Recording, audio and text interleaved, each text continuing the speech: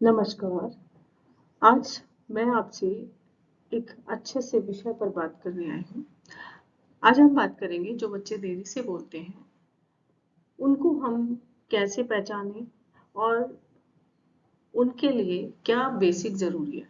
जो जनरली मुझे प्रॉब्लम आई बच्चों के साथ, जब मेरे पास बच्चा आ रहा है लैंग्वेज डेवलपमेंट के लिए, तो उसको वाक्य है, साउंड है, स्पीच हो चुका है उसका पूरा, वाक्य बोलता है 2 शब्दों के, 3 शब्दों के, लेकिन उसको उन वाक्य बोलने में कहीं-कहीं प्रॉब्लम आ रही है। कुछ बच्चे हैं जिनको क सिंगल जो लेटर होते हैं, एक अक्षर साउंड क, ग, घ, इस तरह के अक्षर बोलने ही नहीं आते हैं, तो फिर वो उनको तुतलाहट हो जाती है। या फिर कुछ बच्चे ऐसे हैं कि उनको जो बेसिक साउंड्स हैं उनको नहीं बुलवाए गए या नहीं प्रैक्टिस हो पाई उनकी किसी कारणवश, और वो बोलना सीख गए, तो उनके बोलने में स्पीड बहुत ज़्यादा हो गई। किसी की स्पीड ज़्यादा हो गई, किसी की बहुत ही स्लो हो गई, क्योंकि टंग उसकी इतनी फ्लेक्सिबल नहीं है कि वो उसको जल्दी जल्दी उसको जहाँ जहाँ उसको प्लेसिंग करनी है वो कर सके। इसलिए वो बच्चा फिर वो देर से घुमा के बोलता है शब्दों को। मतलब जितना टाइम एक शब्द में लगना चाहिए उससे ज़्यादा अगर वो लेता है टाइम उस शब्द को बोलने के लिए, तो वो भी एक तरह का एरर है। और यदि जितना समय लगा है उससे कम टाइम ले रहा है, तो उसकी स्पीड फास्ट हो रही है, तो आपकी उसकी बात समझ में नहीं आएगी। तो कई बार ऐसी प्रॉब्लम्स आ जाती हैं। अब ये होती क्यों है बेसिकली, हमें सबसे पहले ये देखना चाहिए कि जो बच्चे देरी से बोलते हैं उनको सबसे पहले कुछ बेसिक आवाजें बुलवाने का प्रयास करना चाहिए। जैसे ए, आ, ई, ई, उ, ऊ, ए, आए, ऊ, औ, कुछ और भी आवाजें हैं जो इसमें नहीं है। इस तरह की आवाजें बुलवाने का प्रयास करना चाहिए। तो जहां तक हो सके वहां तक सारे हमारे स्वर आ गए, हिंदी हिंदी भाषा के सारे स्वर तो आ ही गए, लेकिन कुछ एक साउंड हैं जो कॉन्सोनेंट्स में, व्यंजन में से भी हमें लेने चाहिए।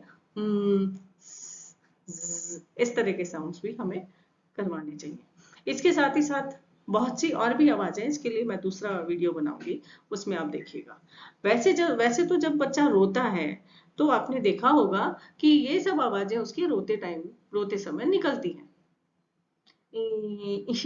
ऐसे करते हैं कई बच्चे। ऐसे गला बिल्कुल पूरा गला खोल के रोते हैं। या बच्चे की जब छोटा बच्चा रहता है उसकी मालिश करते हैं तब भी ये साउंड निकलते हैं। ठीक है, तो इस तरह के साउंड बेसिकली निकलते हैं, लेकिन आपको ध्यान देना है क्या बच्चा वो साउंड निकाल रहा है, या कई बार कुछ माताएं ऐसा भी बोलती हैं कि नहीं हमारे बच्चे ने तो ऐसा कोई साउंड नहीं निकाला, तो फिर वहां पे आप उसको शुरुआत वहां से करेंगे। तो ये सब काम तो घर में मदर भी कर सकती है। आप जरूरी नहीं है कि स्पीच थेरेपिस्ट और दूसरे एक्सपर्ट के लिए आप वेट करें, ये सब काम आप घर में भी कर सकते हैं। एक माँ के लिए क्या जरूरी है, मैं बेसिकली ये बताना चाह रही हूँ अभी आपको। जो बच्चे रोते समय आवाज नहीं निकाल पाते हैं, तो उन बच्चों को इस तरह की आवाजों का अभ्यास करवाना चाहिए। बेसिकली मोटा मोटा हम पहले बेसिक 6 साउंड लेते हैं। उनमें क्या आता है बेसिक 6 साउंड में, सबसे पहले ए।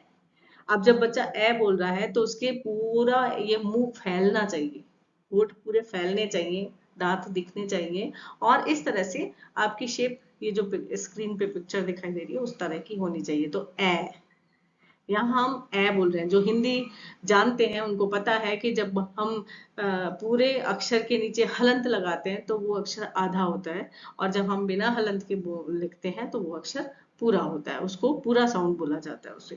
यानी कि ए और ए में फर्क है। ठीक है, तो बच्चे को ए बोलना आना चाहिए। फिर ए से ज्यादा समय, दुगना समय आ में लगेगा।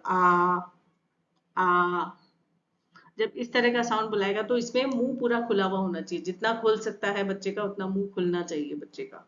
तब जाके वो आगे जाके साफ साफ बोल पाएगा और उनको मात्राओं को व्यंजन के साथ जोड़ पाएगा। ई, ई बोलते समय दोनों दांत आपके आपस में ऐसे सटे हुए होने चाहिए और मुंह पूरा खुला हुआ होना चाहिए।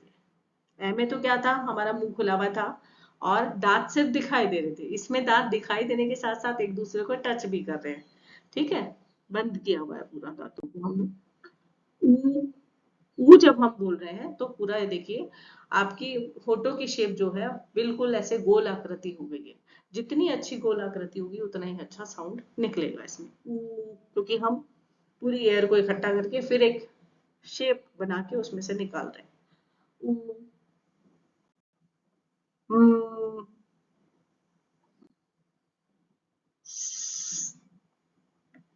मुंह में क्या किया है? मुंह में देखिए क्या किया है कि आपने पूरा होठों को बंद कर लिया, फिर आपने साउंड निकाला। सै में हमने क्या किया? दांतों को बंद किया ई वाली शेप में, और जीभ को बिल्कुल पास में लिया है लेकिन टच नहीं किया। ठीक है। लेकिन इसी से मिलता जुलता एक और साउंड है, ज़्ज़। हनी भी होती है, मधुमक्खी होती है, वो किस तरह की आवाज करती है।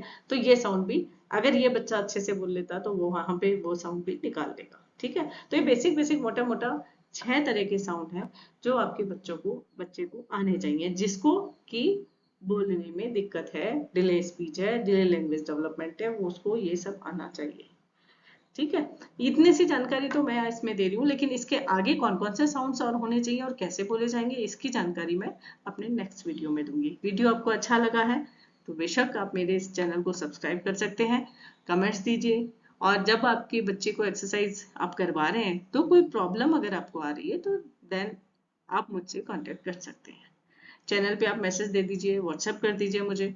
आप किसी भी तरह से कांटेक्ट करेंगे तो मैं आपको जो मेरी तरफ से सलाह होती है, जो मेरी तरफ से एडवाइस होगी, वो मैं आपको जरूर दूंगी। इसी के साथ में बाय।